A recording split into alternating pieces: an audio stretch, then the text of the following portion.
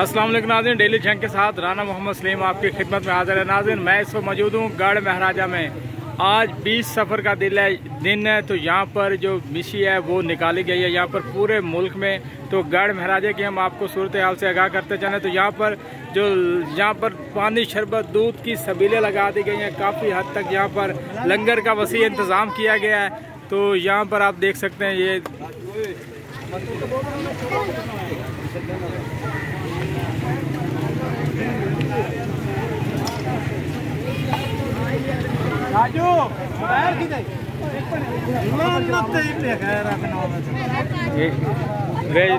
तसीब होगा नहीं